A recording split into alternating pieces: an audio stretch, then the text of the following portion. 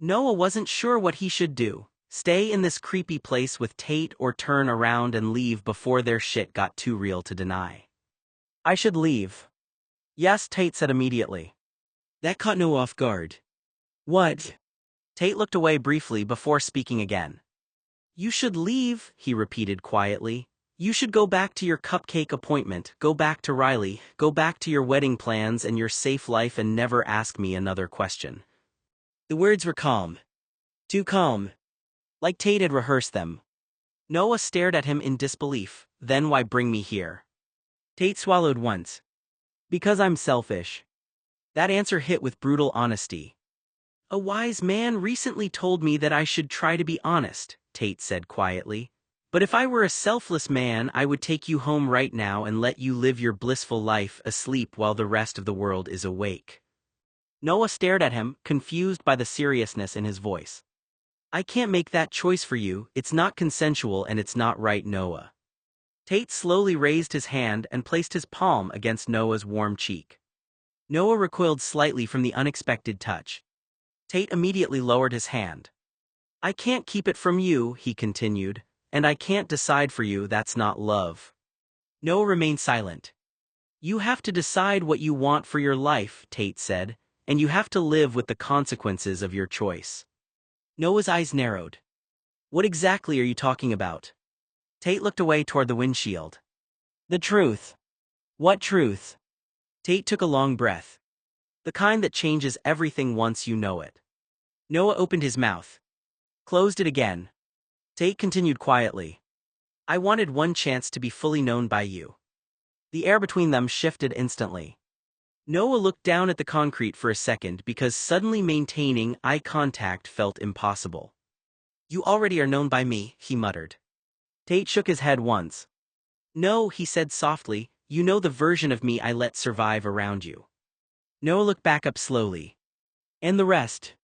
Tate's jaw tightened slightly. The rest ruins things. Silence stretched again. A long one this time. The kind that changes shape while you're standing inside it. Noah looked at the storage unit. Then at Tate. Then back again. You really think whatever's in there is going to destroy my life? Tate answered immediately. Yes, once you go in there, Noah, the life you currently cling to is over. No hesitation. No exaggeration. Just certainty. Noah's chest tightened. You're serious? I've never been more serious about anything. Noah laughed nervously under his breath. You know, normal people would probably call the police at this point. You probably should. But I'm not going to. I know. That irritated Noah instantly. Stop saying that like you know everything I'm going to do. Tate's expression softened slightly. I know you. The simplicity of it made Noah angry for reasons he couldn't fully explain. You don't get to say things like that when you're standing outside mystery trauma garages. That finally got a small, real smile out of Tate. Brief. Gone almost immediately. Then his face turned serious again. If you walk inside, Tate said quietly, you don't get to go back to before we drove here. Noah exhaled slowly. You keep saying that. Because you don't understand how true it is yet. The key remained still in Tate's hand. Untouched. Waiting. And suddenly Noah realized something terrifying. Tate wasn't forcing him. Wasn't manipulating him. Wasn't even trying to convince him anymore. He was genuinely giving Noah the chance to leave. Right now. Before something irreversible happened. Which somehow made Noah trust the danger of it even more. What's behind that locked door? Noah asked. Tate took a long time to answer. The worst thing you could ever imagine. Noah flinched. What are you talking about? Tate shook his head. Go home, be the generic blonde boy you want to be, stay ignorant, keep sleeping, you don't want to know what's behind that door. Noah stared at him. Tate's voice grew quieter. Every time I try not to think about what's there, I tell myself I don't want to anymore. He looked toward the storage facility. Go home, Noah, be Riley's and wake up and sleep your life away. Stay in your cushy, comfortable, easy, privileged life and I'll live with what's behind that door. Noah's expression hardened. You keep saying that like I'm supposed to just drive away. You could. I could, Noah agreed, but I'm still here. Tate looked at him. You'll never have to give one thought to it, Tate said, but I'll have to live with it. Noah stared at the locked door in the distance. Then he looked back at Tate. Maybe you shouldn't get to decide whether I can handle the truth either. Tate went completely still. Noah's voice softened. You told me I have to decide what I want for my life, so let me decide. Tate looked away. For the first time, Noah realized that whatever was behind that door terrified Tate just as much as it frightened him. What if I don't want to know? Noah asked softly. Tate's eyes met his. Then I'll drive you home.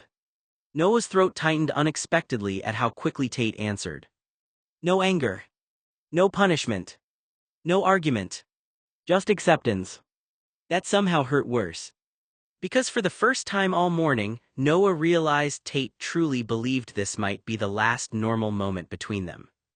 Noah stared at the storage unit door for a long moment, arms folded tightly across his chest. The metal looked ordinary. Sun faded. Quiet. Nothing about it matched the weight of the conversation happening in front of it, which somehow made everything worse. Heat shimmered off the concrete around them. Somewhere farther down the lot, a truck door slammed shut and echoed briefly through the facility before silence swallowed the sound again. Noah finally looked back at Tate.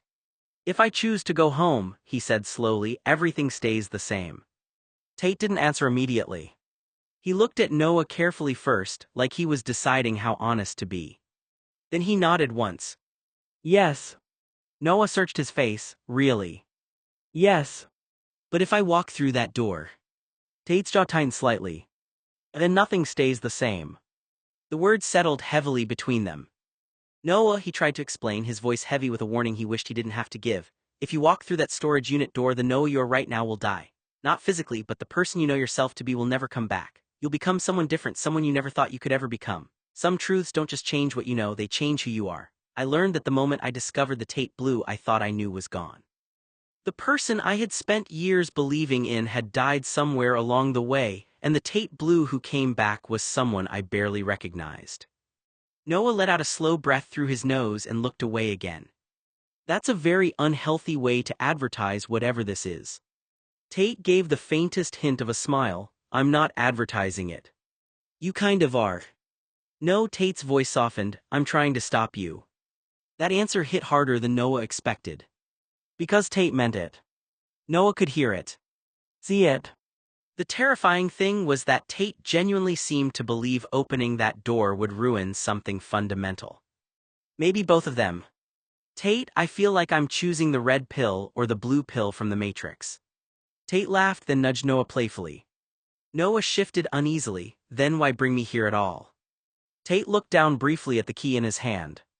Because if you leave today, he said quietly, you'll never know why.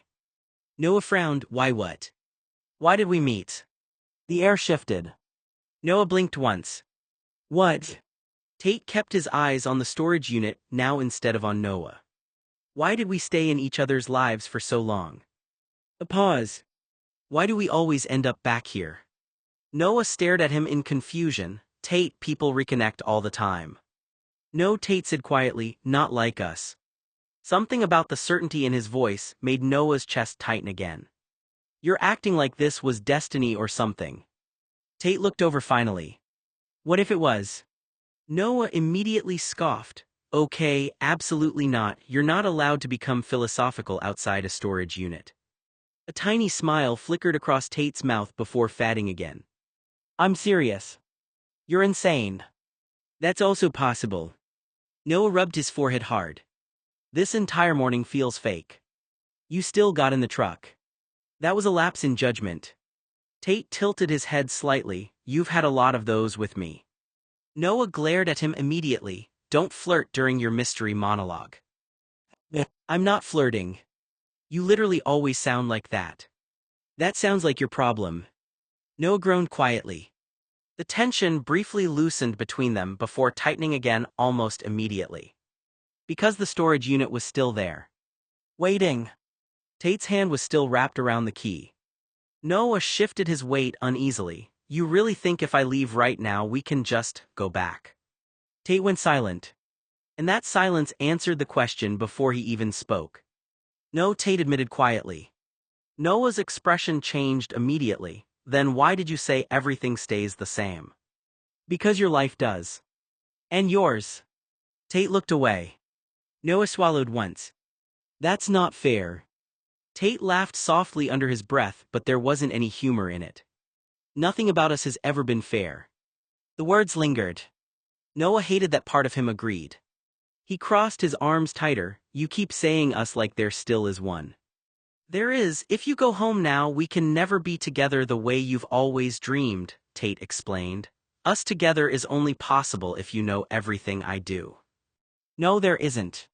Tate looked directly at him again. Then why are you here? That shut Noah up instantly. Because he didn't actually have a good answer. He should have left hours ago. Back at the house. Back at the truck. Back at literally every possible exit point. But he hadn't. And they both knew it. Noah looked away first. Curiosity isn't love. I know. You're not supposed to answer that so calmly. Tate's expression softened slightly. You think I don't know the difference? Noah stayed silent. Because honestly, sometimes he wasn't sure Tate did. Tate stepped a little closer, though still giving him space. I won't force you, he said quietly. Noah looked up again. I mean that. The sincerity in his voice made something uncomfortable twist in Noah's chest.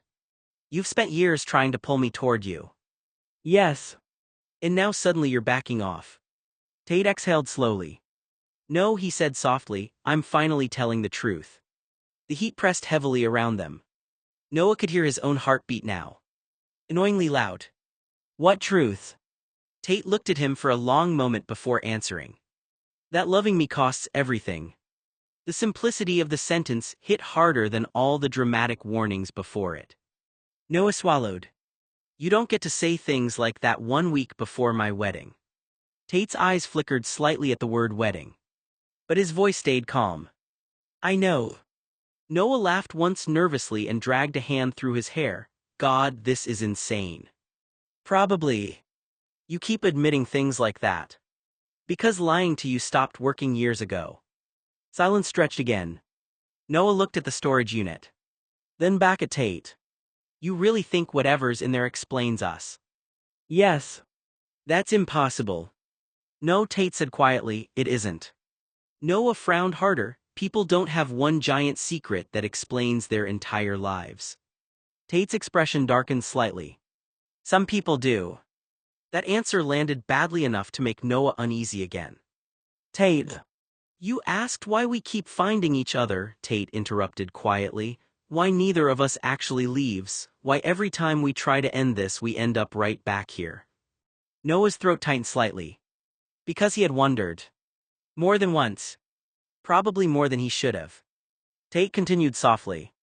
If you leave today, you can still pretend none of it means anything. And if I stay? Tate looked at the door. Then at Noah. Then you find out why it always did. The words sat between them in complete silence afterward. No teasing. No sarcasm. No flirting. Just truth, or at least whatever version of truth Tate believed this was. Noah looked down at the concrete again. You know what the worst part is, he muttered quietly. Tate waited. I can't tell if you're manipulating me or begging me. That actually made Tate pause. Then after a moment. Maybe both. Noah laughed weakly despite himself. That's such a terrible answer. It's an honest one. Noah looked at him again. Really looked at him. And suddenly Tate didn't seem powerful right now. Or untouchable. Or larger than life. He just looked tired. Terrified maybe. Like someone standing at the edge of something irreversible, praying the person beside him would either walk away safely. Or stay willingly. Noah hated how much that realization affected him. You said if I leave you'll take me home. Yes. And after that. Tate was quiet for a second too long. Then finally. I let you go. Noah's chest tightened instantly. Because somehow that sounded less like freedom. And more like a goodbye. Noah stood motionless for several long seconds after Tate finished speaking. The storage facility around them had gone eerily quiet now. Just heat. Concrete. The faint hum of electricity somewhere overhead. And Tate was standing in front of that metal door like it was the edge of a cliff. Noah's pulse wouldn't calm down. Part of him knew he should leave. Go home. Go back to Riley. Back to cake tastings and seating charts and normal life. Back before this morning became something irreversible. But another part of him, the part that had always followed Tate, even when he absolutely shouldn't, was already too far gone. Noah stepped forward slowly. I want to see what's behind the door. The words hung heavily in the air. Tate didn't move immediately. Didn't speak. For a second, Noah almost thought he hadn't heard him. Then Tate closed his eyes. A slow breath left him. Not relief. Not excitement. Something closer to grief. Noah's stomach tightened instantly. Tate. Tate opened his eyes again, but he still didn't look at Noah right away. Instead, he stared at the lock. Quietly, almost to himself. I hoped you'd turn around and go home. Something about the honesty in that sentence made Noah's chest ache unexpectedly. You brought me here. I know. You wanted me to ask. Tate gave a faint nod, part of me did. And the other part? Tate finally looked at him. The other part loved you enough to hope you wouldn't. The words hit harder than Noah expected. Hard enough that he immediately looked away. Don't say things like that right now. Why? Because you sound serious. I am serious. Noah swallowed once. Then watched as Tate reached beneath the collar of his shirt. His fingers disappeared briefly against his chest before pulling something free from underneath the fabric. A key. Small. Metal. Cyan-colored. Attached to a thin chain around his neck. Noah frowned slightly. You wear the key around your neck. Tate looked down at it briefly. It never leaves me. Something about that answer made the air feel heavier. Noah noticed the key itself was unusual. Cyan-colored metal. Worn smooth at the edges from years of handling. Not the kind of key people used for normal storage units. What kind of storage place needs a key like that? Tate's jaw shifted slightly. The kind nobody else is supposed to open. Noah immediately looked at him. That is the least comforting sentence you've said all day. That's impressive considering the competition. Noah almost laughed despite himself.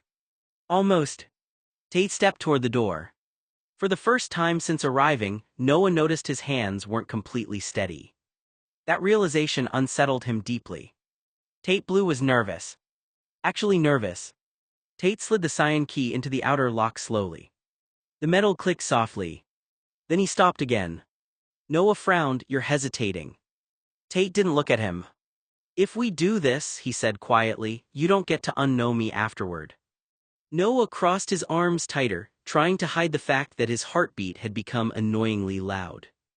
You already said that. I mean it. So do I. Silence stretched again. Then finally Tate turned the key. The lock released with a heavy metallic click. Louder than it should have been. Like the building itself heard it. Tate reached down and gripped the bottom of the orange metal door. Then slowly pushed upward. The door rattled loudly as it rolled open. No expected darkness. Dust. Maybe old boxes. Instead, his breath caught slightly. The inside was far larger than he expected. Much larger. The storage unit extended deep into the building, disappearing into dim shadows before the overhead lights fully warmed up. Rows of shelves lined the walls. Metal cabinets. Covered objects beneath dark sheets. Stacks of boxes arranged with almost obsessive precision. The space didn't feel like a storage unit. It felt preserved. Like a museum no one else knew existed. Noah stepped inside cautiously. The air was cooler immediately. Still, almost unnaturally quiet. Behind him Tate followed. Then the metal door slammed shut. The sound echoed violently through the room. Noah jumped slightly and spun around. Tate. Tate slid the heavy bolt across the inside of the door. Metal scraped against metal with a sharp final sound. Noah stared at him. Why did you lock it? Tate didn't answer immediately. Instead, he reached toward the wall and flicked on the overhead lights. One by one, industrial lights buzzed awake above them. The room flooded with pale white light. And Noah finally saw everything clearly. His breath caught. Photos. Newspaper clippings. Folders. Maps. Letters. Entire shelves were dedicated to files. Noah slowly turned in place, overwhelmed instantly. What? His voice came out quieter than intended. Tate, he whispered, what is this? Tate stayed near the closed door for a second longer before answering. My life. Noah stared at the walls again. Noah's eyes stayed locked on the cyan key still hanging from Tate's hand. Something about it clawed at the back of his memory now. Not just familiar. Recognizable. Noah frowned harder as realization slowly spread across his face. Wait. Tate looked up carefully. Noah pointed toward the key. I know that key. Tate went very still. The room suddenly felt quieter. Noah stepped closer slowly, eyes narrowed in concentration now instead of panic. Susie asked me about it once, Noah said, years ago. Tate's jaw tightened slightly. We were still living in the Green Rambler back then, Noah continued quietly, trying to piece the memory together. She found it attached to your keychain. Tate didn't interrupt. Didn't deny it. Noah kept staring at the cyan metal.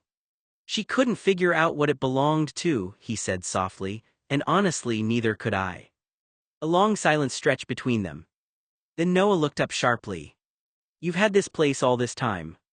Tate answered quietly. Since I was 16. The words hit like cold water. Noah blinked. What? 16, Tate repeated softly. Noah stared at him in disbelief. You gave me that key years ago as a gift, but once you left our house I couldn't find it. Did you take it back? Tate nodded. The room suddenly felt wrong. Too small. Too bright.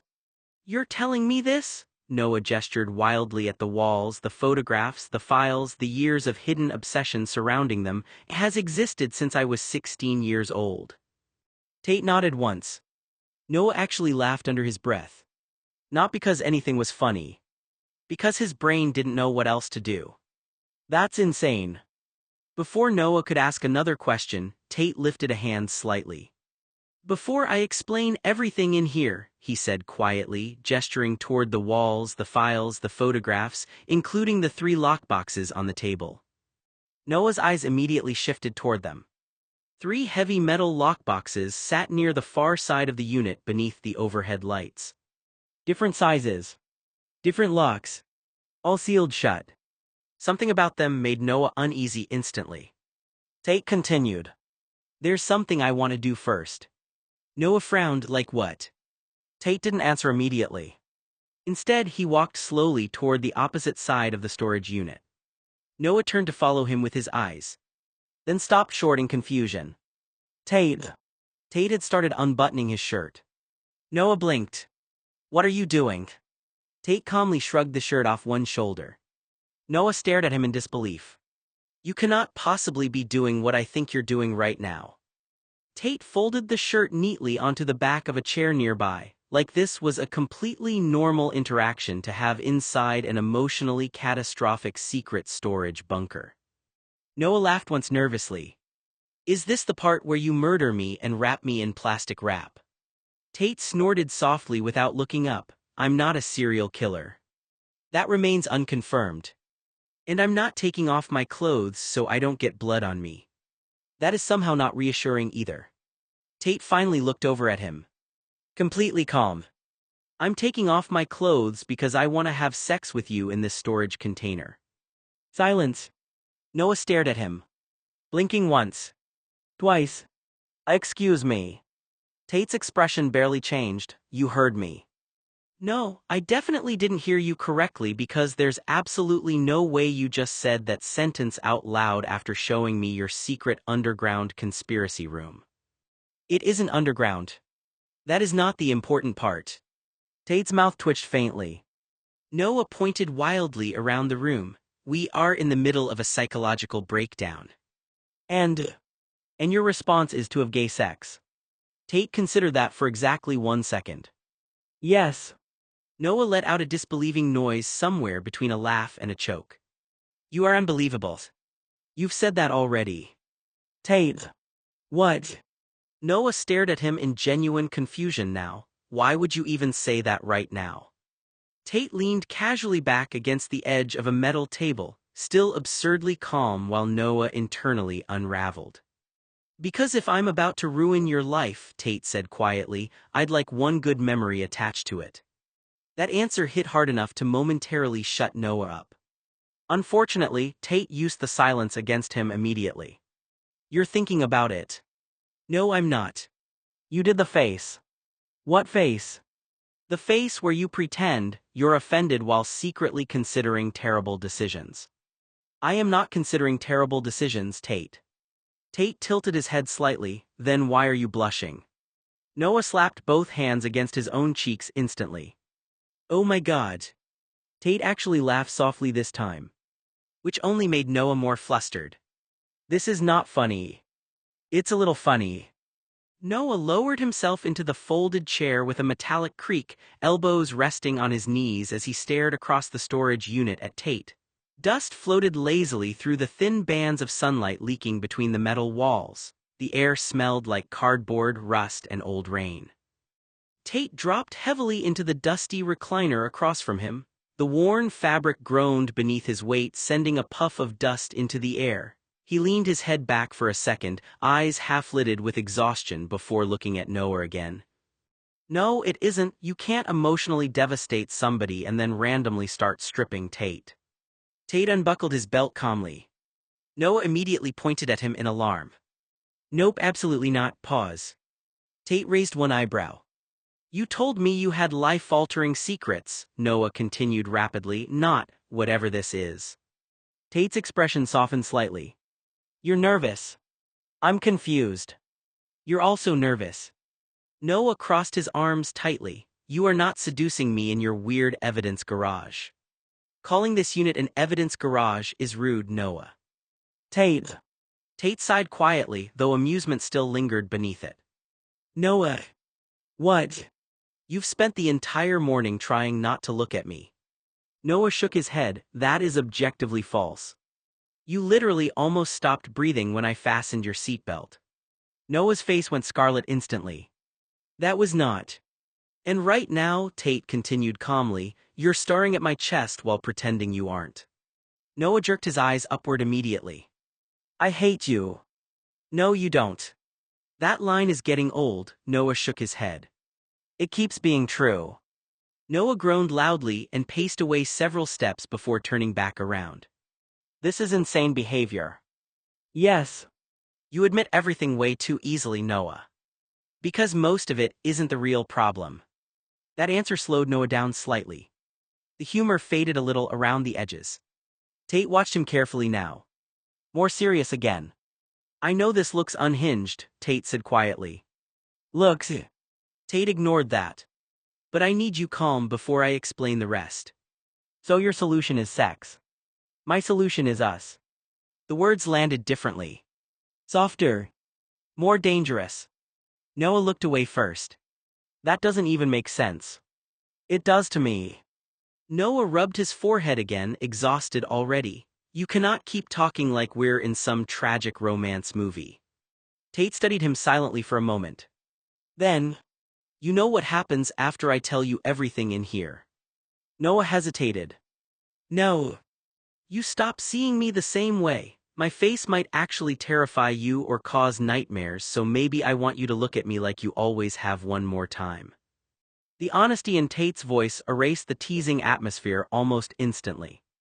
Noah swallowed once. Tate. So before that happens, Tate said quietly, I wanted one moment where you still looked at me like this. Noah frowned slightly. Like what? Tate's eyes held his. Like you still want me. The room went very still. Noah opened his mouth. Then closed it again. Because that was the problem, wasn't it? He did. Against logic. Against common sense. Against every rational decision he'd tried making for months. Noah looked away sharply. I'm engaged. I know. You keep saying things that make that worse. I know that too. Noah laughed weakly under his breath and dragged both hands through his hair. You are completely impossible. And yet, Tate said softly, you still walked through the door. Silence stretched between them again. Heavy. Complicated. Noah hated that Tate was right. Tate straightened slightly from the table now, his voice gentler than before. I'm not going to pressure you. That's funny considering the circumstances. I mean it. Noah studied him carefully. And frustratingly. Tate did mean it. There was hunger there, yes. Desire. Obsession, maybe. But underneath all of it was restraint. Waiting. Like Tate would genuinely stop if Noah told him to. Which somehow made the tension worse. Noah looked toward the locked boxes briefly. Then back at Tate. You seriously want to do this before explaining any of all this? Tate nodded once. Yes. Why? Tate's expression softened in a way Noah almost couldn't stand looking at. Because after this, he said quietly, you might never let me touch you again. Why wouldn't I want to touch you? Noah asked quietly. The question slipped out before he could stop it. Tate looked at him for a long moment after that. Not teasing now. Not smug. Just watching him with an expression that made Noah's stomach tighten. I'll explain afterward, Tate said softly. Noah folded his arms tighter. That is an incredibly suspicious sentence.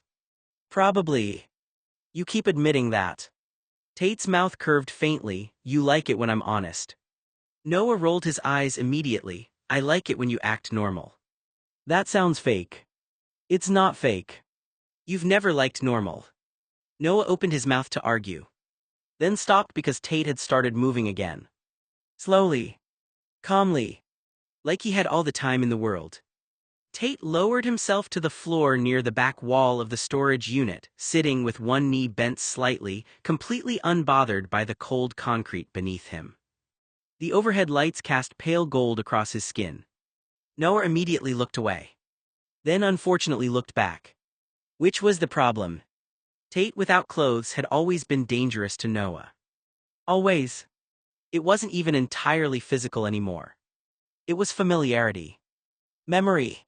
The terrifying intimacy of knowing someone too well. Noah knew the shape of Tate's shoulders. Knew the scar near his ribs. Knew how relaxed he looked when he stopped pretending to be untouchable. That knowledge made something ache in Noah's chest every single time. Tate leaned back slightly on one arm and looked up at him. Come here. Noah stayed rooted in place instantly. No. Tate tilted his head slightly. No. No. You're still standing there staring at me. I am not staring. You absolutely are. Noah crossed his arms harder. You're naked in the middle of your terrifying secret storage unit. Where else am I supposed to look? My face would be a start. That's unfortunately also distracting. A small, genuine smile appeared on Tate's face at that. Brief. Warm. Dangerous. Come sit on me, Tate said quietly. Noah shook his head immediately. Nope. Why not? Because this is exactly how people end up emotionally destroyed. Tate laughed softly under his breath. You were emotionally destroyed long before today. That is a horrible thing to say. It's also true. Noah groaned and rubbed both hands down his face. This morning started with seatbelts and now somehow we're here.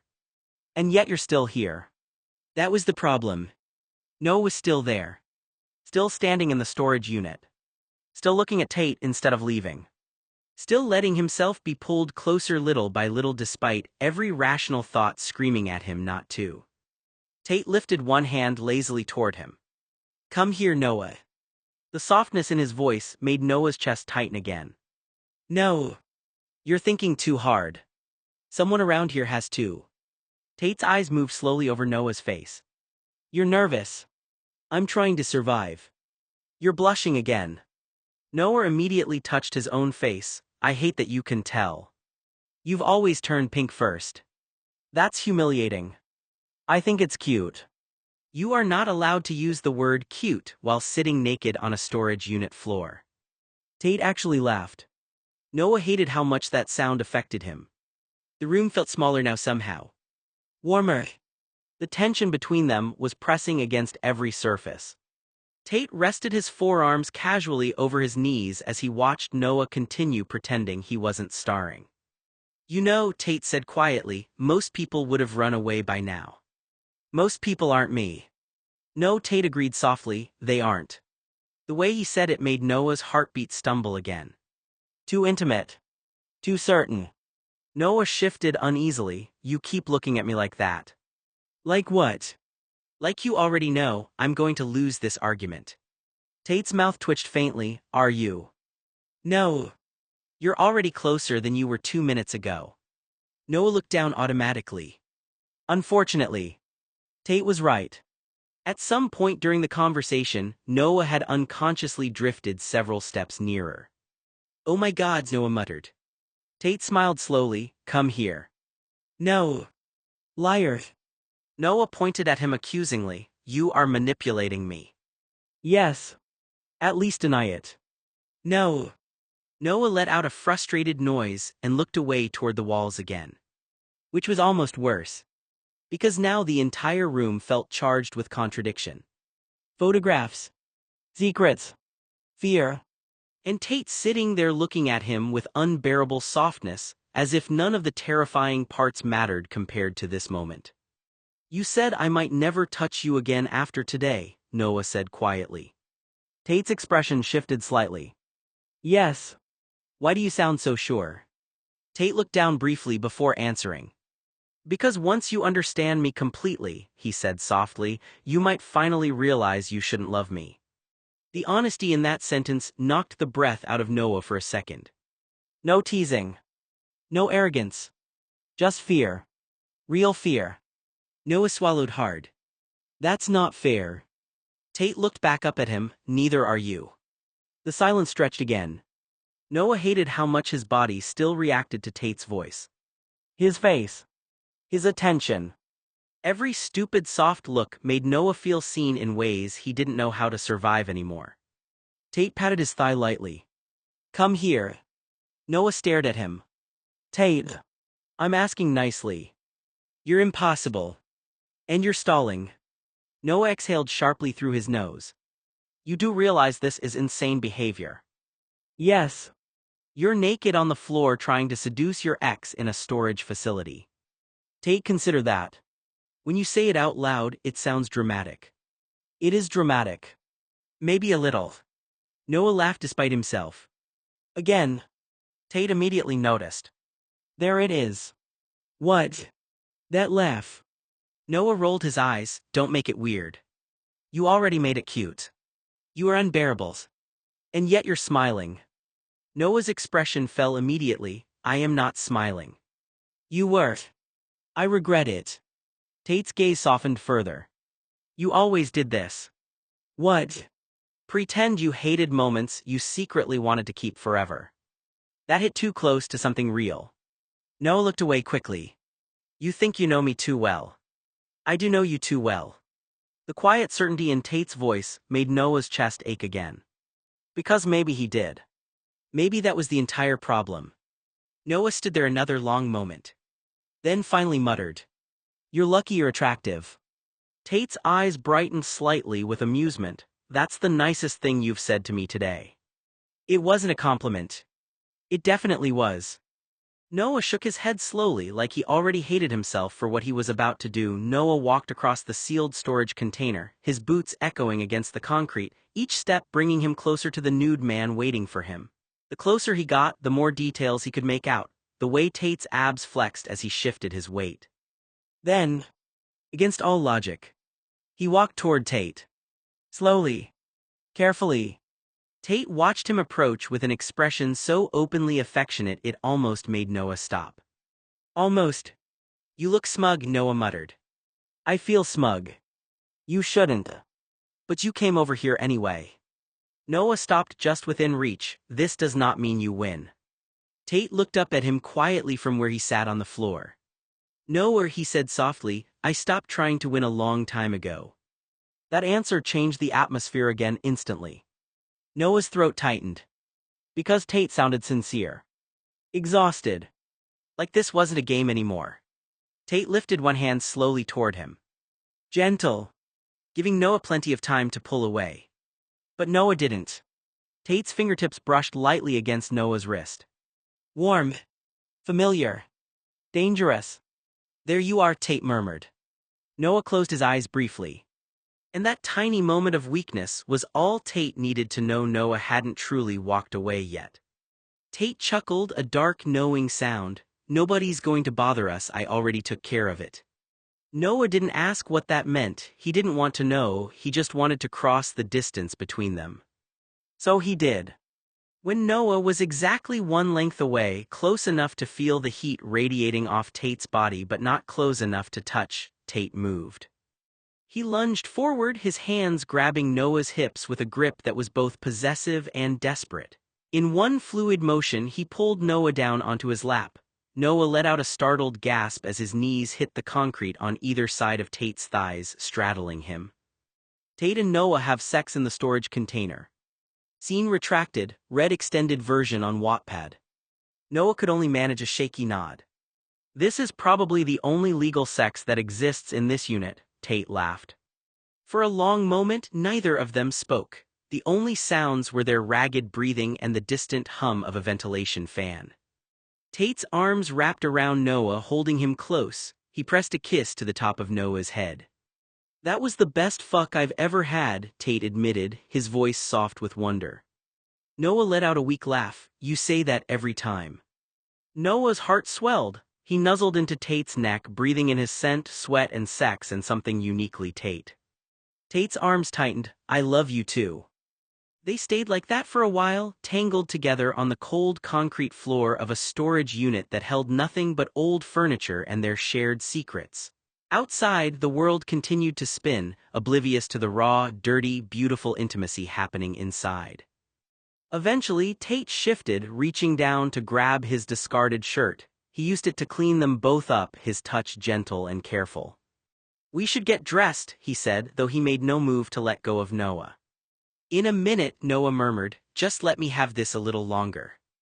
Tate smiled, a rare, genuine smile that softened his usually sharp features. Take all the time you need, Twinkie. Tate lewdly licked across Noah's throat, eliciting a shudder from Noah's lips. Noah smacked his chest weakly. I hate that nickname. No, you don't, your dick is hard and your throat tenses every time I say it to you. I really don't. They both laughed, the sound echoing in the darkness. Later, after they'd pulled their clothes back on and inspected for any damage to seams or buttons, none, thank God, they sat side by side against the wall, shoulders touching. Noah leaned his head against Tate's shoulder. This is good though, right now this is enough. Tate turned his head and pressed a kiss to Noah's hair. Yeah, it is. They sat there in the dim light holding each other, the stale air of the storage unit feeling less like a cage and more like a sanctuary. Because it was theirs. All of it, the dust, the secrets, the cum stains on the boxes, the whispered confessions, the way Tate's hand fit perfectly in Noah's. Tate stood up from the floor after their intimacy, pulling his shirt back over his shoulders. Noah stayed beside the two lockboxes resting on the old-fashioned mahogany table, his fingers hovering near the metal lids. What are all these? Noah asked quietly, pointing toward them. We'll get there, Tate said, but there's something I need to explain first, and I'm not sure how. Noah's stomach tightened. Okay. Noah, you've been asleep for 25 years since we met. The life you think you live, the blue family, everything I gave you, the happy memories you cling to, were a lie so dark and egregious I couldn't tell you otherwise. Noah's jaw dropped. The first thing I want to talk about, Tate said, his voice quieter than usual, is the day I got married to Chloe. Noah's breath caught slightly. He hadn't expected Tate to start there. For a moment, Noah said nothing. He simply watched him, noticing the way Tate's fingers had tightened together and the way his usual confidence seemed to disappear. The day you married Chloe, Noah asked softly. Tate nodded. Noah looked down for a second, processing that. There were memories attached to that name, some painful, some confusing, and some Noah had spent years trying not to examine too closely. Okay, Noah said, I'm listening. Tate took a slow breath. People think they know what that day meant to me. They saw the photographs, they saw the ceremony, they saw me standing beside her smiling for everyone, they saw a wedding. Noah's eyes remained on Tate. I remember those photographs, he said quietly. You looked happy. Tate gave a humorless little smile. That's the problem. Noah's brow furrowed. What do you mean? I remember what was happening inside my head, Tate said. I remember wondering whether I was making the biggest mistake of my life. And I remember knowing that everyone around me expected me to be happy, so I learned how to look happy. Noah stared at him. Something about that answer unsettled him, not because it sounded unbelievable, but because it sounded like Tate had been carrying the memory alone for years. "You never told me that," Noah whispered. "I know." Noah swallowed. He wanted to ask a dozen questions at once, but he stopped himself. Tate had finally started talking, and Noah didn't want to turn it into an interrogation. "So what happened?" Noah asked gently. Tate looked at him. "That," he said, "is what I've never really allowed myself to talk about." Noah nodded slowly. "Then tell me," he said, "I'm here." Tate remembered June 12, 1994, the day he got married. 2 weeks after Tate's forced departure, the kiss as farewell, Noah's awakening to emptiness. Platonic bonds tested by external forces, bent but not broken. Terrence's influence waned in memory, but the love endured, waiting for the thaw. It was Tate's wedding day, and the entire world had already decided what it was supposed to mean.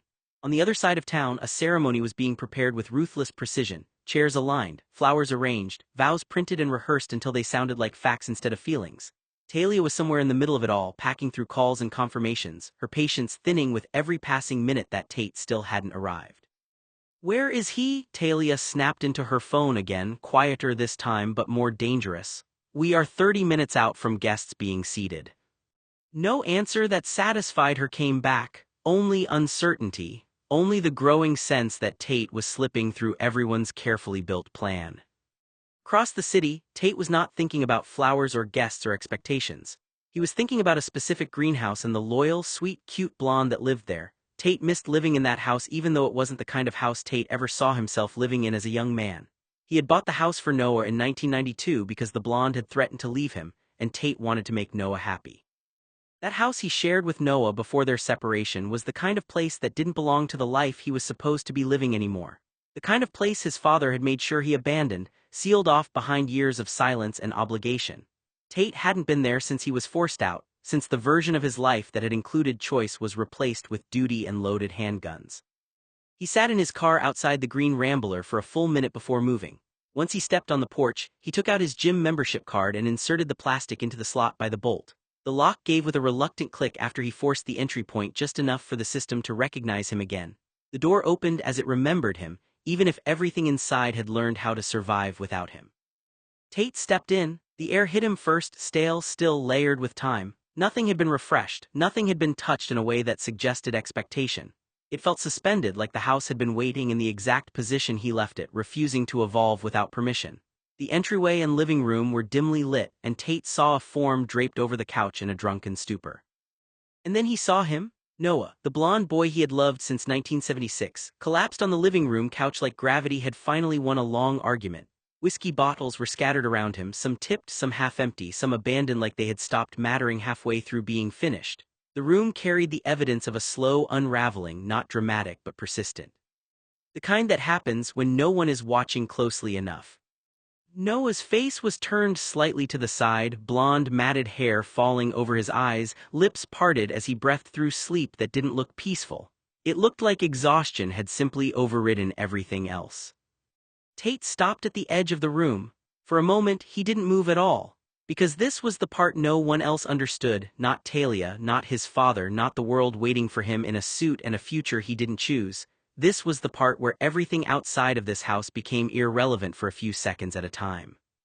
Noah wasn't just there. Noah was there. The only constant thing in a life that had been rewritten too many times. Tate stepped closer, slow enough that the floorboards didn't betray him. He looked down at the bottles, at the scattered chaos, at the way Noah had clearly been trying to fill the space between thoughts with anything that would quiet them. A knot tightened in his chest, not anger, not judgment, something heavier, something closer to recognition. "You sweet blonde idiot," Tate murmured, though there was no real bite in it. He crouched beside the couch. Noah didn't wake. Tate hesitated only a second before he reached out and brushed a strand of hair away from Noah's face. His hand lingered there longer than it should have, as if letting go would make something irreversible finally lock into place. He had rehearsed versions of this moment in his head before. Conversations, confessions, arguments, plans, none of them had ever included silence. Tate exhaled slowly. I shouldn't be here, he said under his breath, like saying it quietly might make it less true. His eyes stayed on Noah's face as he spoke. Today is. He stopped himself, because even saying it felt like stepping onto a path he didn't want to finish walking. His wedding day. A sentence that sounded like it belonged to someone else. Tate leaned closer, lowering his voice even further as if the house itself might repeat him. I don't want it, he admitted. The words came out rougher than he expected. I don't want Chloe or any of it, I just want you, Noe. His gaze dropped for a moment, breaking from Noah like it hurt to hold it too long. When he spoke again, it was quieter. She's not, you know that, right? A faint, almost bitter exhale. Chloe or whoever they think this is supposed to be, it's just what he approved, it's what makes sense on paper. He looked back at Noah. The sleeping version of him didn't argue, didn't interrupt, didn't make anything more complicated than it already was. Tate's expression softened in a way that would have frightened anyone watching him from the outside, like all the pressure he carried had nowhere left to go except inward. I bought this place for you, he said finally, almost like a confession he had been avoiding for years. 2 years ago, before I even knew how far this would go. His hand rested briefly on Noah's shoulder, light, careful, like he wasn't sure he was allowed to touch something so important. I thought, if I gave you somewhere safe it would be enough, Tate whispered, that I could still do right by you without ruining everything else. I couldn't keep the devil away even in this house. It found you, but I sent it away so you'd never be afraid. A pause, the kind that stretched too long to feel comfortable. But I don't think I ever stopped choosing you in my head, he added, barely audible now. Love me, hate me, I care not why, I only want my heart to touch yours. Noah shifted slightly in his sleep but didn't wake. Tate stayed there a moment longer, memorizing the shape of him in the dim light, the chaos around him, the stillness within it, the way he existed so fully in this house that it felt impossible to imagine it without him. Then reality pressed in again, the wedding, the timeline, the expectation. Tate stood slowly, like standing up meant putting weight back onto something fragile. He looked down at Noah one last time. I'll always love you, he said, not as a declaration meant to change anything, but as something that had already been decided long ago. His jaw tightened. I hate that I don't get to do this the way I want, he added, voice strained now. But if I have to do it, if I have to go through with all of it, I'll do it, so you don't get dragged into it, so you can still have your life even if it's not with me in it the way I want. He reached for his phone again. Time was no longer abstract. It was closing in 30 minutes. Less now. Tate took a step back, then another, forcing distance into the room like it was a physical thing he could create by will alone. Tate had already turned toward the door when something made him stop. It wasn't a sound, not exactly. It was the kind of shift you feel more than hear, the subtle, wrong kind of stillness that makes you look back even when you've already decided not to.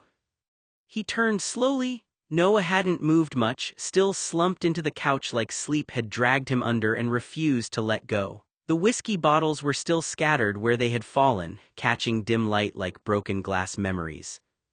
But now Tate saw something he hadn't seen before. Noah's arms were wrapped around something tightly.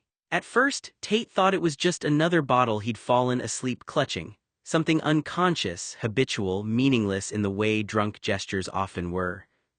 Then he looked closer, and the world tilted. It wasn't a bottle, it was a photograph. Tate's breath caught in a way that didn't feel like breathing anymore.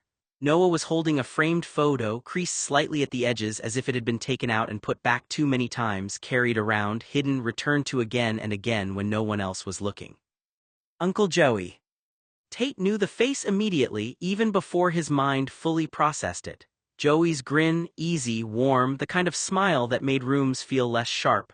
The kind of presence that had once anchored things in ways Tate hadn't understood until it was gone. Joey had been the one person who made silence feel safe instead of suffocating, and now Noah was holding him like he was the only solid thing left in a collapsing world. Tate didn't realize he had stepped forward until his legs moved on their own. No, he whispered under his breath like denial might rewind time. Noah shifted slightly in his sleep, tightening his grip on the photo as if, even unconscious, he was afraid it might be taken away. His brow furrowed faintly, lips pressing together like he was holding something back even in dreams. And that was when Tate saw the second thing. The glass on the coffee table wasn't just empty bottles. There were signs of repetition, of ritual, of trying not to feel alone in a way that had stopped being manageable. Tate's stomach dropped, because this wasn't just a bad night, this was accumulation. This was days bleeding into each other without structure or interruption. This was grief without witness. This was a person trying to survive something that had never been spoken out loud enough to be shared. Noah, Tate said again, louder this time, but it still didn't sound real. He stepped closer. The smell hit him first, sharp whiskey, stale air, something faintly sour that made the back of his throat tighten. The room felt smaller now, as if the truth in it had condensed the space. Noah's fingers were curled around the frame so tightly his knuckles were pale. Tate reached out slowly, hesitating just above him, like touching him might fracture something already too fragile to hold. And then he saw Noah's face properly, not just asleep, collapsed. There was exhaustion there that didn't belong to one night. There were faint streaks on his cheeks that hadn't been wiped away properly. There was a heaviness in the way his body had given up holding itself together. Tate's chest tightened hard enough that it felt like pain had turned physical. This wasn't just heartbreak. This was abandonment sitting in the same room as memory. "I left you here," Tate said, barely audible. The realization didn't come all at once. It came in waves, each one worse than the last. He hadn't just walked away from a house. He had walked away from this. His note had destroyed their relationship and crushed the heart and soul of the man Tate loved. The version of Noah who had stayed behind with the ghosts had found whatever comfort he could in objects that still carried meaning when people didn't. Joey's photo, of all things. Tate's hand shook as he finally reached for the frame, gently trying to ease it free. Noah stirred faintly, a soft, incoherent sound escaping him, something between a word and a breath. His grip tightened instinctively. "No," Tate whispered again, but this time it was softer, not refusal, recognition. He paused, then carefully, painstakingly, he let go. His hand dropped back to his side like it had lost its purpose. For a moment, he just stood there, watching Noah hold onto something that wasn't even physically alive anymore but still meant more comfort than anything in the room. Something inside Tate cracked, not loudly, not dramatically, just enough to make him bend forward without thinking. He turned away quickly, one hand gripping the edge of the nearest trash basket just in time. The nausea came like a wave that didn't ask permission. Tate bent over it, coughing once before it fully took him, the sound breaking out of him like something involuntary and uncontainable. His body folded in on itself, shaking as everything he had been holding together for the past hour finally stopped pretending it could stay intact. The wedding, the house, his father, the expectations, Noah, Joey. All of it collided in a single, violent moment of realization that his life had been built on choosing distance over consequence, and that consequence had been sitting here the entire time, drinking alone in the dark and holding on to the only person who had ever made it feel like home. He gagged again, breath uneven, one hand bracing against the floor while the other clenched the rim of the basket like it was the only thing keeping him upright. Behind him, Noah shifted again, still asleep, still holding the photo, still somewhere between memory and survival. Tate wiped his mouth with the back of his hand, breathing hard, eyes squeezed shut for a moment like he could shut the world out the same way, but he couldn't. When he finally straightened, he didn't turn around immediately. He couldn't, because he already knew what he would see, not just Noah, not just the mess, but the truth he had been avoiding since the moment he stepped into this house. That leaving hadn't ended anything. It had just made everything quieter while it broke. Tate stood in the hallway for a moment that stretched too long to feel comfortable. The house didn't make any sound around him. It never did when it wanted something to be noticed. Noah was still on the couch behind him, asleep in a way that looked less like rest and more like collapse, like his body had simply stopped negotiating with the world for a while. The empty whiskey bottles, the uneven breathing, the way his hand had been clutching at nothing even after the photo had been taken away. Tate still had it in his hand, Uncle Joey's frame. It felt wrong immediately, like holding it had weight beyond wood and glass as it came with a responsibility he hadn't agreed to but had somehow inherited anyway. He looked down at it. Joey's face stared back, unchanged by time, unaffected by what had happened since. That was the part that made something in Tate's chest tighten harder than anything else, because Joey hadn't left like this. Joey hadn't abandoned anyone but Tate, and yet somehow he was still the center of it. Tate exhaled sharply through his nose, the sound uneven. He turned slightly, eyes dragging back to the bookcase before he could stop himself. The gap was still there, a missing white frame, a clean, deliberate absence among the cluttered history of Noah's life. Tate stepped closer without thinking. His eyes scanned the shelves again, slower this time, as if he looked carefully enough he might find an explanation that made this easier to hold. But there wasn't one, just the space. Just the faint outline of something that had been taken away, or removed, or lost, and never replaced. His stomach tightened again, not with nausea this time, but with something colder: recognition. Noah didn't just collect memories, he kept them, even the ones that hurt, even the ones that shouldn't still be in reach. Tate's fingers flexed around the frame in his hand. For a split second, he considered putting it back, just setting it where it belonged, stepping away, leaving the house exactly as he found it, and pretending none of this had reached inside him the way it clearly had. That thought lasted about half a second, then reality returned in pieces. The wedding, the suit, the car is waiting, the expectations that didn't pause just because something inside him had finally started breaking in a way he couldn't ignore anymore. Tate turned away from the bookcase, hopping, praying that Noah would never notice his 18th birthday photo frame missing from the bookcase. Tate knew where the frame was, and he never wanted Noah to ask questions. His fingers tightened around Uncle Joey's frame without him realizing it, the wood suddenly feeling too solid, too real. His gaze stayed fixed on the empty rectangle of dust and alignment that marked where the photo used to be. The photograph was still loosely held between his fingers, as though he'd fallen asleep while looking at it. Tate stared at him for a long moment.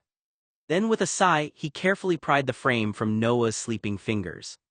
"The bastard isn't going to offer you any comfort," Tate murmured, his voice low enough not to wake him.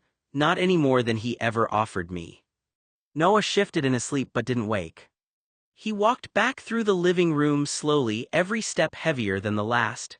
Tate had already turned toward the door when something pulled his attention back again. It wasn't movement this time, it was an absence. Noah shifted slightly in his sleep as Tate passed him. A small sound left his mouth, barely there, like a word that couldn't fully form. His fingers twitched on the couch cushion, searching for something that wasn't there anymore. Tate stopped for a fraction of a second, just long enough to notice it, just long enough to feel it land, then he kept walking. The front door felt farther than it should have, like the house was resisting him in ways it didn't need to physically show. When he reached it, he hesitated again, not because he didn't know what to do, because he did, and that was the problem. He opened the door. Cold air hit him immediately, sharp and clean in a way that felt almost cruel after what was inside. Tate glanced toward Noah, still asleep on the couch, then quietly crossed the room. He pressed his hand against a seemingly ordinary section of the wall. A hidden panel released with a soft click, revealing the small security room concealed behind it. Tate stepped inside and closed the door behind him. The monitors flickered to life. He selected the archived footage and pressed rewind, watching the timestamps race backward. He found the portion he was looking for and stared at the screen for several seconds. Then he initiated the recording overwrite. The footage disappeared from the system, replaced by blank timestamps as the security system began recording over the old material. Tate checked the clock. 30 seconds. That was all he had before the cameras would begin recording his presence on the property again. He immediately shut down the panel, stepped back into the hallway, and sealed the wall behind him.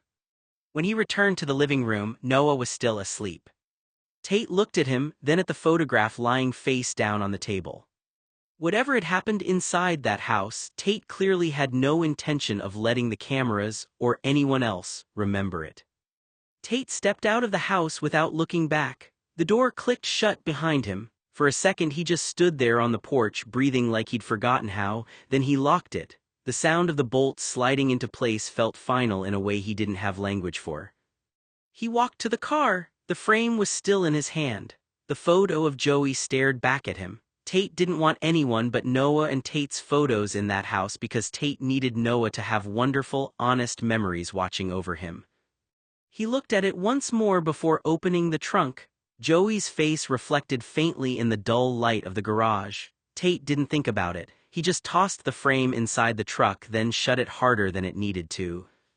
The sound echoed. He got into the driver's seat and started the car, hands steady in a way that didn't match anything inside him. As he pulled away, the house disappeared in the rearview mirror, and he told himself, without fully believing it, that he was still going to the wedding, even if nothing in him was walking in the same direction anymore.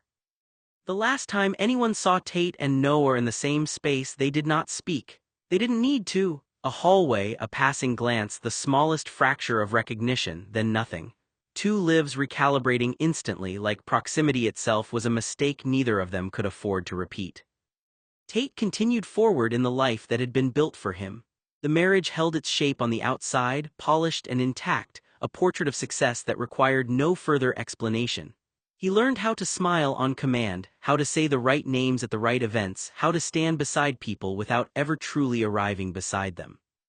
But there were moments, quiet, uninvited, that didn't belong to the life he was living. A locked drawer he never opened. A green rambler he hadn't returned to, a memory he never named directly because naming it would make it real enough to destroy everything else. Noah became something he learned how to avoid thinking about in full sentences. Instead, Tate lived in fragments. A couch in a dim living room, a photograph in a frame he never should have taken, a boy asleep holding on to grief like it was the only thing that ever stayed. And sometimes, when the world was too quiet, Tate would catch himself wondering not what Noah had become, but what part of him had already been left behind before either of them understood what they were losing. Noah moved forward differently. He rebuilt in softer shapes, less precision, more survival. Riley stood beside him in ways that did not demand explanation, offering steadiness where there had once been collapse. It was not a replacement. It was something quieter, something real enough to function but not loud enough to erase what came before. Still, there were nights Noah would wake reaching for something that wasn't there anymore. Not a person, not a voice, just a presence he couldn't fully unlearn. And in those moments he would not say Tate's name, because saying it would mean admitting it still mattered in ways time had not successfully removed. 1 year passed like that, not healing, not resolution, just careful separation, until the question began to form not in conversation but in absence, because there were too many things that never aligned properly. Too many choices that didn't feel like choices, too many moments where Tate had been present and absent at the same time, and behind all of it something unspoken remained. If Noah's love had always been visible, direct, and consuming, then what was Tate's? Was it equal or a myth? Was it deeper and hidden beneath obligation, buried under expectation and silence? Or had it been something else entirely, something restrained so tightly it only existed in moments no one else was allowed to witness?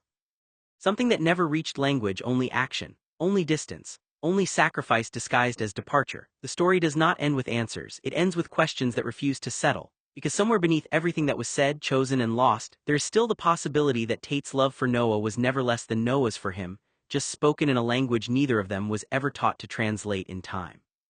And now, years later, the truth begins to surface in pieces Tate never intended to revisit.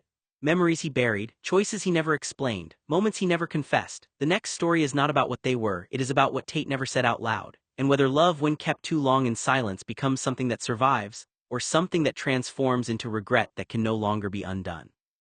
Noah built his certainty the way some people build shelter, quietly, stubbornly, out of whatever pieces they can trust not to collapse. And in Noah's mind, Tate was not love. Tate was distant. Tate was coldness that had always been there, even in the moments Noah used to misinterpret as warmth. The way Tate could stand in a room with him and still feel far away. The way his attention always seemed split between what was in front of him and something else entirely, something Noah was never invited into. Over time, that became the only explanation that held. Tate had used him. For 25 years, Noah told himself after Tate abandoned him a year ago that whatever he had felt, whatever he had believed was mutual, had been one-sided from the start. A dependency disguised as affection. A convenience disguised as intimacy. A presence Tate kept because it benefited him, emotionally, socially, quietly. No matter how many memories came back, late nights, shared silence, moments that once felt like proof, Noah refused to let them change shape in his mind. Because if those memories meant love, then their ending meant something far worse than abandonment. It meant loss, it meant he had mattered, and Noah wasn't ready to hold that kind of truth, so he didn't. He let the version of Tate he understood stay intact, distant, controlled, emotionally unavailable. A boy who grew into a man who never fully stayed in any place long enough to belong to it.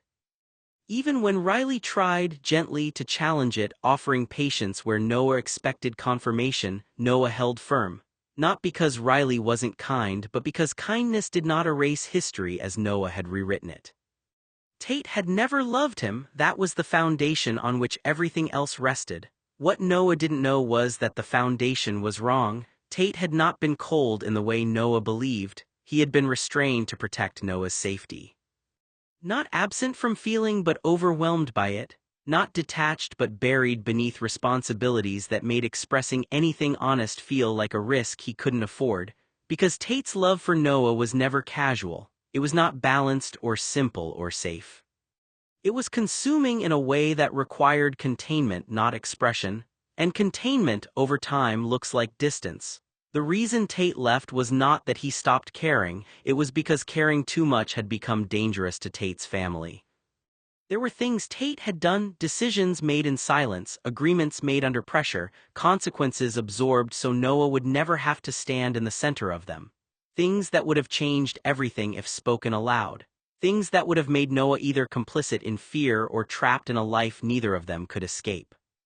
So, Tate chose the only path that kept Noah untouched, even if it meant becoming the version of himself Noah would eventually misinterpret as indifference, even if it meant being remembered incorrectly, even if it meant losing him. Tate would have endured anything, expectations, marriages he did not want, lives structured around obligation, if it meant Noah remained safe from the things Tate could not outrun without destroying them both. But safety, when delivered in silence, looks exactly like abandonment to the person left behind. And so, Noah believed what he needed to survive, while Tate lived with what he could never explain. The tragedy was not that one of them loved more than the other, it was that both loved completely but only one was ever allowed to know the full cost of it. The truth, buried beneath years of misunderstanding, was far heavier than either of them had ever been prepared to carry, because Tate didn't leave Noah behind out of a lack of love. He left because staying would have forced Noah to see what Tate had done in the name of keeping him alive in every way that mattered. And that was the one truth Tate could never risk telling him. Tate sat in a chair while Noah sat directly across from him inside the storage unit. Tate reached across and took Noah's hands, holding them tightly between his own, their fingers intertwined as Tate looked up at him. The lights above them flickered and blinked, throwing brief shadows across Tate's face. "I want to tell you my life story," Tate said quietly. "You need to know my history, my secrets, and everything I thought, did, and experienced. I want to take you back through my childhood, all the things I never told you." Tate swallowed hard. "I lied to you, Noah, I'm sorry." Noah flinched. Tate tightened his grip on Noah's hands but didn't look away. "But wait until I'm done," he said softly. "Please, just let me finish. I need you to hear everything before you decide what you think of me." Noah stared at him, his expression uncertain. "There are things I've carried for most of my life," Tate continued. "Things I buried so deeply that sometimes I convinced myself they never happened, things I was ashamed of, things I didn't know how to explain." He took a shaky breath. "I'm not telling you this because I expect you to forgive me." Tate's eyes lowered to their intertwined fingers. "I'm telling you because you deserve to understand why." The lights flickered again. Tate slowly looked back up at Noah. "So please," he whispered, "don't judge the story until you've heard all of it. It's a sin song by Pet Shop Boys. When I look back upon my life, it's always with a sense of shame. I've always been the one to blame. For everything I long to do. No matter when or where or who. Has one thing in common too. It's a sin. It's a sin. Everything I've ever done. Everything I ever do. Every place I've ever been. Everywhere I'm going to. It's a sin. At school they taught me how to be. So pure in thought and word and deed. They didn't quite succeed. For everything I long to do. No matter when or where or who. Has one thing in common too. It's a sin. It's a sin. Everything I've ever done. Everything I ever do. Every place I've ever been. Everywhere I'm going to. It's a sin. Father, forgive me. I tried not to do it. Turned over a new leaf. Then tore right through it. Whatever you taught me. I didn't believe it. Father, you fought me. 'Cause I didn't care. And I still don't understand. So I look back upon my life. Forever with a sense of shame. I've always been the one to blame. For everything I long to do. No matter when or where or who. Has one thing in common too. It's a sin. It's a sin. Everything I've ever done. Everything I ever do. Every place I've ever been. Everywhere I'm going to. It's a sin. It's a sin. It's a sin. Tate's POV 1996. I love Noah so much and I can never tell him why. Why I met Noah all those years ago, why we shared a bed for 26 years, why I abandoned him in 1994 must never see the light of day.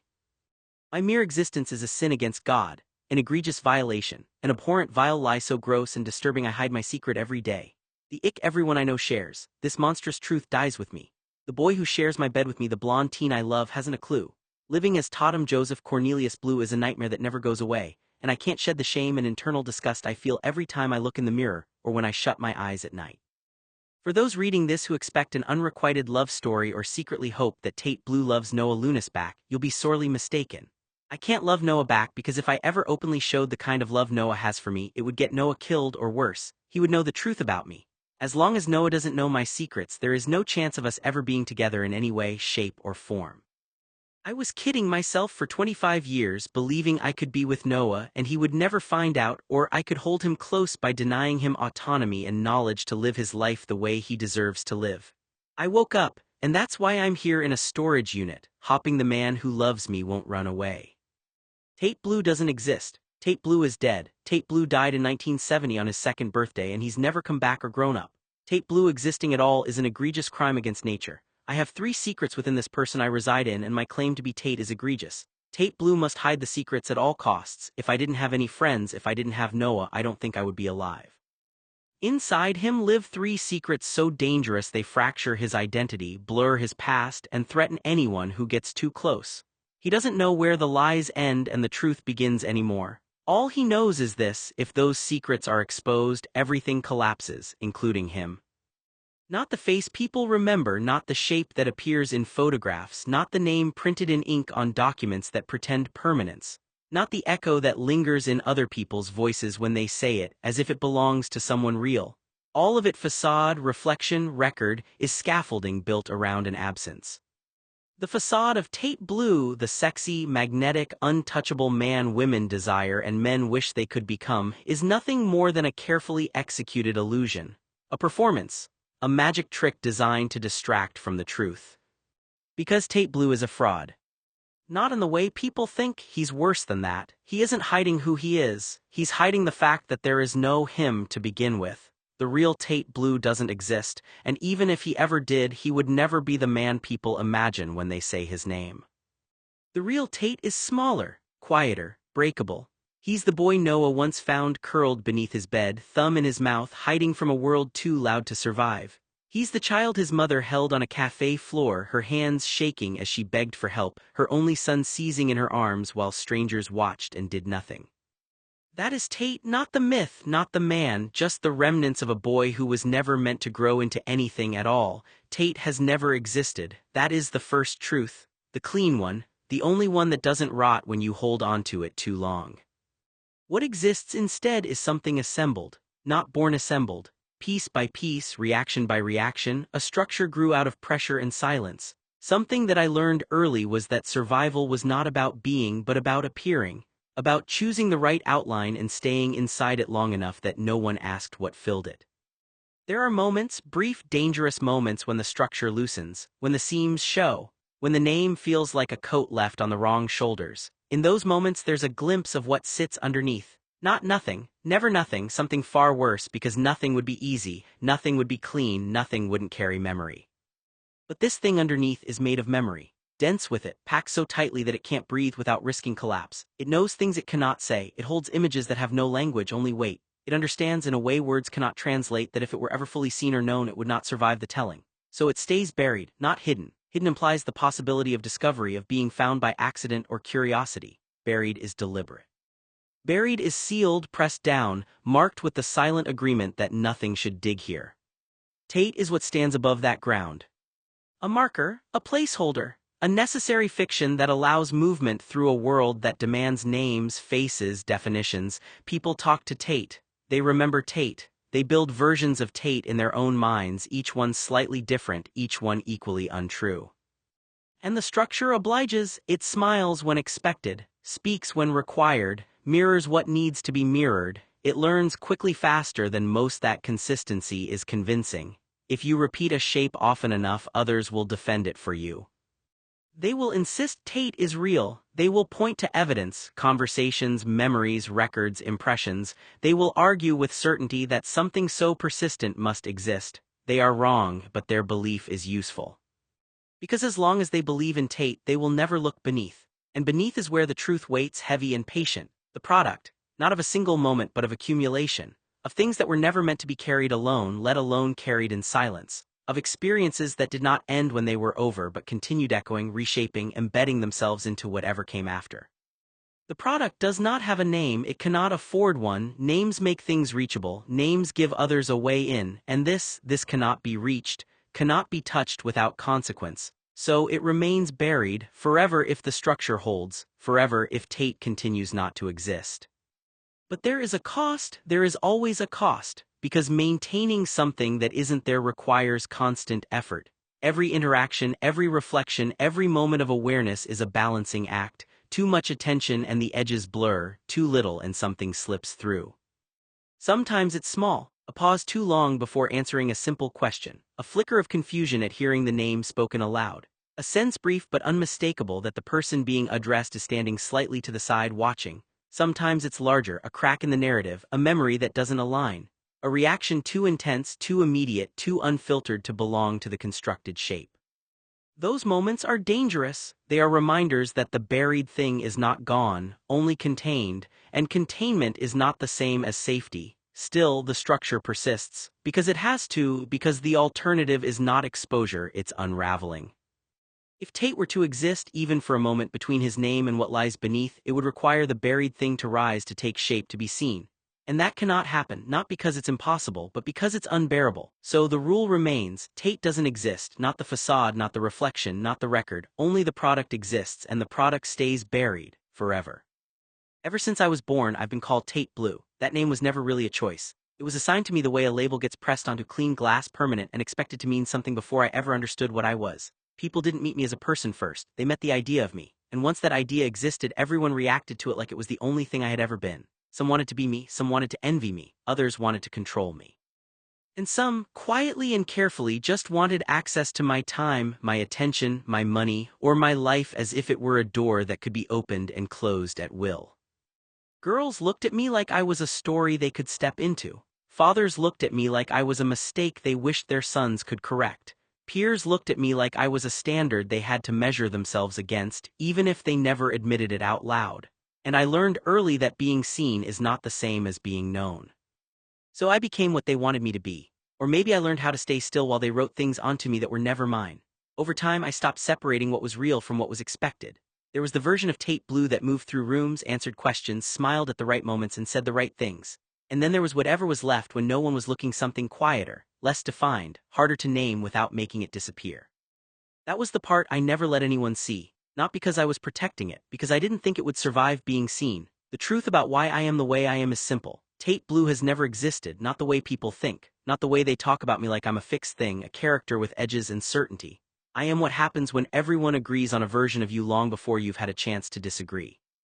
Eventually, you stop arguing, you start performing. You start confusing the performance with survival. I told Noah once that I wished I had never been born. I didn't tell him why, not because I didn't trust him, but because I didn't know how to translate it into words that wouldn't sound like drama or defiance or some kind of cruel attention-seeking confession. Only a monster would have told Noah the truth, because a monster would have ripped away the only thing Noah clutches and holds to. A good man wouldn't tell Noah that everything he believes is a lie. What I meant wasn't simple, it wasn't even loud, it was quieter than that. It was the feeling of being shaped before I could resist it, of being wanted but not as myself, of being surrounded by people who loved the reflection of me that they could use, and I'm going to tell you now what I couldn't tell him then. The truth is that I don't want to exist. I never should have existed in the first place. I blame my mother and she hasn't a fucking clue. I may be 18 years old according to my driver's license, but I've never aged a day beyond 15 in my mind. My mom took me to a doctor years ago because she was worried about my inability to process emotions beyond what a teenage boy could handle. After tests and assessments, I was diagnosed with a condition where my neurological and emotional development were permanently stuck at 15. My brain never fully matured. I never learned to process feelings, handle stress, or navigate adult life the way everyone else, Susie, my mom, my friends, could. She asked me why and I could never tell her the truth, not entirely, not in the way that mattered. My memory is terrible, though I suppose in some ways that's a blessing. I forget things constantly. I keep a storage unit on the west side of town filled with the fragments of a life I can't quite hold onto, the remnants of what I've forgotten, or what I never properly processed. I don't remember everything, not by a long shot, but that's okay. Most of it was boring, uneventful, or irrelevant. Most of it didn't include Noah, and the moments that did, well, those are the ones that matter. I've never told anyone this, not fully. Only my mother knows, and she probably told Noah because they're thick as thieves. But the truth is I don't know how to navigate it. I don't know how to be the person I want to be, the person I should be in a world where everyone else is grown up. I want to live openly, honestly, fully myself, but I can't. I can't be the man that Noah needs. I don't lie to him. I've never lied to him, but I can't fulfill the tether that binds him to me. My family, friends, and even strangers have always treated my life like something they were entitled to interpret. It started early, before I had language for myself, before I had distance from the noise of other people's assumptions. People didn't just look at me, they categorized me. They tried to place me somewhere on a map I didn't agree to be drawn on. My name, my face, the way I stood in a room, everything became evidence in a case I never asked to be part of. By the time I was old enough to notice it, I understood the pattern. I wasn't being asked who I was being asked to confirm what they had already decided. So they wondered about my sexual orientation the same way they wondered about everything else, like it was a puzzle piece that would finally make me legible. 90% of Lowe's angels, or at least the version of it that passes judgment in conversations, decided I was straight. It was convenient. It fit the version of me they could understand, composed, desirable in a socially acceptable way, a story that would resolve neatly if left alone long enough. The other 10% insisted I was something else entirely. They leaned in closer, searching for contradiction, as if ambiguity itself was a clue. They tried to read meaning into silence, into distance, into any moment I didn't perform certainty the way they expected.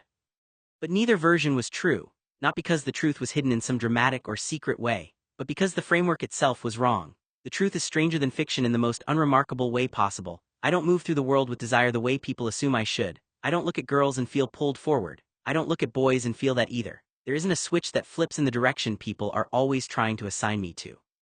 There isn't even confusion. Really, confusion would imply I'm somewhere between two clear points. I'm not between anything, I'm outside of it, and that's the part people struggle with most. Because in a world built on categorizing attraction as identity, absence gets treated like a mistake, like something missing that must be filled in, explained, corrected, or eventually confessed into a more acceptable shape. But I'm not broken, and I'm not waiting to figure it out, and I'm not quietly headed toward a category that will finally satisfy everyone's curiosity. I don't like girls. I don't like boys. I don't like sex. I don't want love. I don't want relationships. I don't want a family. I like fucking authority figures. I fucking love Noah Lunas, but not how people think. And more than any label anyone has tried to press onto me, what I actually want is much simpler than they can tolerate. I want to be left alone. Not in the dramatic sense people imagine when they hear that phrase. Not as rejection or bitterness or some story about trauma that has to be solved. Just absence of demand, absence of expectation. Absence of people treating my body, my presence, or my silence like it is an invitation to interpret, pursue, or define. Because what wears me down isn't other people's curiosity, it's the assumption that curiosity always has a right to resolution. They don't like that answer, they try to turn it into something else. A phase, a denial, a hidden truth, a contradiction waiting for the right person to unlock it, but there is nothing to unlock. There is only the fact that I have been overobserved for so long that even my disinterest gets treated like a signal. Even my boundaries get treated like clues. Until Noah, there were no boundaries because boundaries weren't allowed. Even my desire for nothing uncomplicated gets rewritten into something they can understand. And that's where I stopped participating in their versions of me, not loudly, not dramatically, just internally where it actually matters. Because at some point I realized the cost of being constantly defined by other people isn't misunderstanding, its erasure with applause. So I let them keep their guesses, straight, not straight, something else, anything else, they can have all of it. What I keep is simpler, and it doesn't belong in their systems anyway. I don't want romance, I don't want sex, I don't want to be interpreted by those I know and by strangers anymore. I just want to exist without being turned into an answer. I don't mind existing next to Noah. I never have. Noah is the only person I've ever seen as an equal or as an individual I care to spend time with. We've had a tether that bound us together longer than was socially acceptable.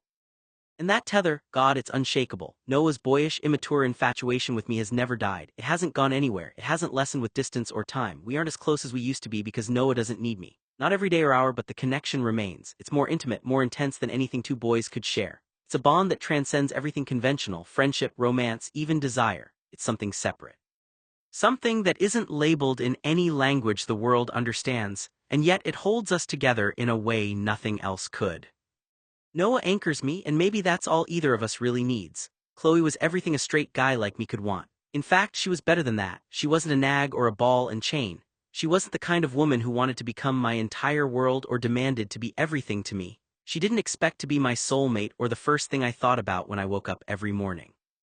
What Chloe wanted was simpler than that and somehow rarer. She wanted to be someone I prioritized, someone I cared about, someone I genuinely wanted beside me. She didn't want to be a trophy wife. She didn't want to get married just so she could say she was married. She wasn't chasing some fairy tale where the ring mattered more than the relationship.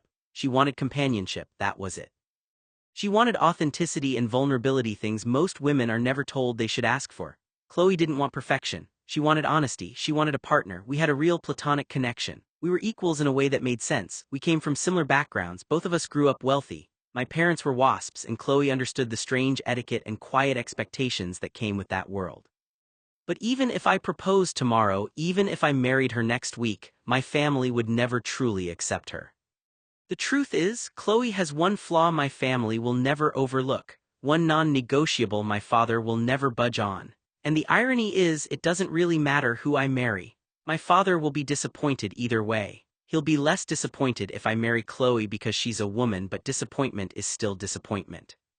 My father named me Tatum before I was born because he had expected something I couldn't fulfill. My father wanted a daughter. That's the part no one ever says out loud. From the moment I was born, I had already failed him. I came into the world the wrong gender. I couldn't fulfill the role he had imagined for the child he wanted, the purpose he thought his child would have. Every day since I was born, my father and everyone in my family have made me regret being born a boy. A girl could stay close to the family, marry well, and expand the blue name socially. A girl would keep the family orbit intact. A son leaves. A son starts his own family somewhere else. There was a miscalculation in his plans, so it doesn't matter if I marry Chloe or the most perfect woman on the planet. He'll still see the same problem standing in front of him, me. Which means in the end I'm screwed, and not in a positive, life-affirming way. The Blue family does arranged marriages. It's not whispered or subtle, it's an expectation, a legacy, a carefully planned business strategy wrapped in the guise of tradition. If I had been born a girl like my father had hoped and dreamed, I would have been married off to a very specific person my father chose. A boy so blue-blooded, so connected, he probably would have rivaled American presidents in social standing.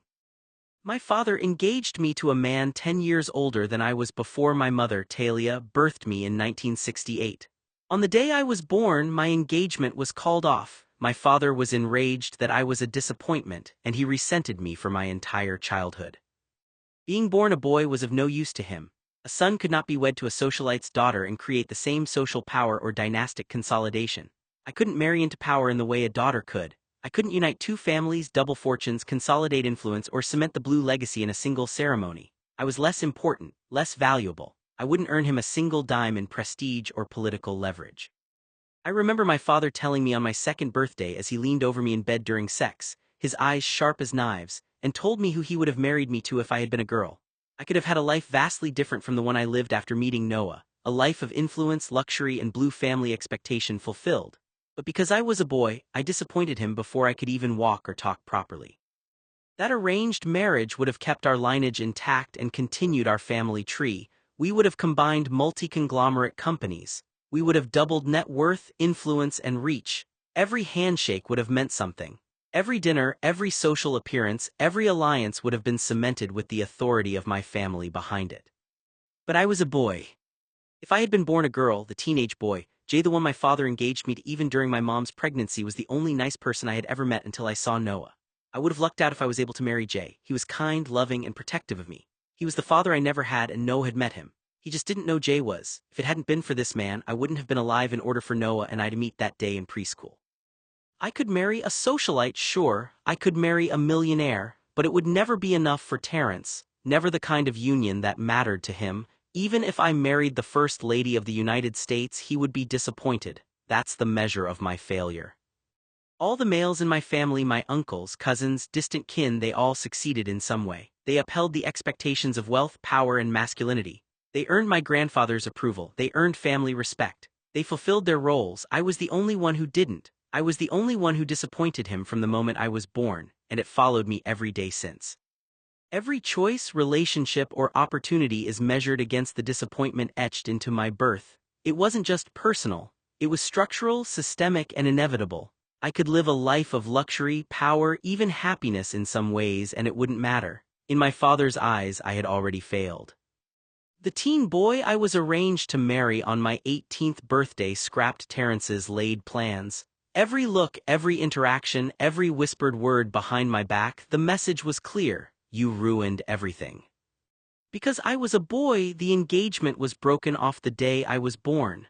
My ex-fiancé never got married to someone else because I chose Noah and soured his desire to marry.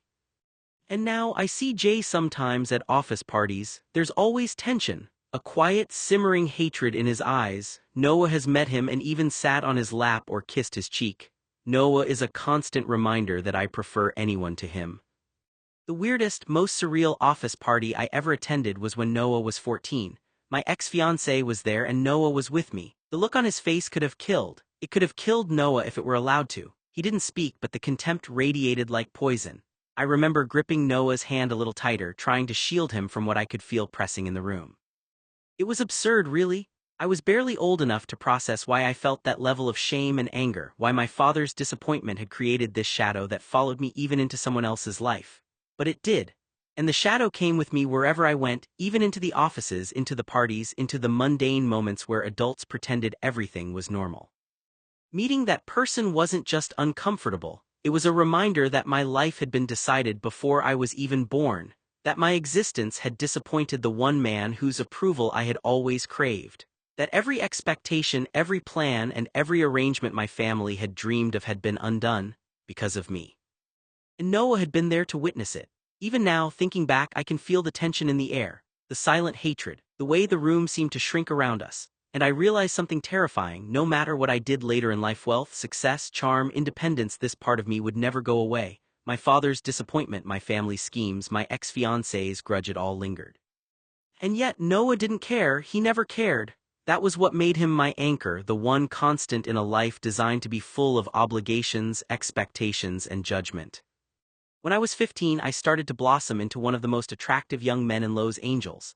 Handsome, confident, and with a presence that drew attention, I quickly realized that I could get any girl I wanted. I had wealth, prestige, and the kind of future most kids only dreamed of.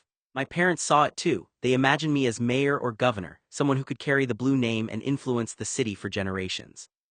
I had everything going for me and the world seemed to recognize it. And that enraged my ex-fiancé. Luckily, I didn't run into him every day. I kept my distance. I didn't need the tension. I didn't need reminders of the path I was never supposed to walk. The disappointment I had been since birth. But I felt the shadow of that arrangement hanging over me, a ghost of what could have been, always reminding me of how little control I truly had over the way my life had been shaped, even with all the attention, girls, and wealth in the world.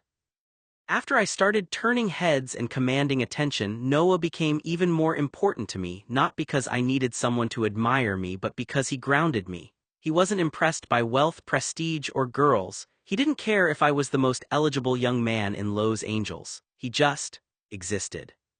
While every girl I knew was falling over herself to be near me, Noah was the constant I couldn't live without. When the parties ended, when the dinners were over, when the city slept, it was Noah who made everything feel steady. He didn't demand anything from me, not my time, my energy, or my attention, except that I simply be there. And somehow that made him more valuable than every ounce of attention I could get. Of course, my ex-fiancé didn't understand any of it. He watched from the sidelines, scowling every time our paths crossed. He hated that even as I became this perfect young man, handsome, popular, rich, and poised for greatness, he felt left out.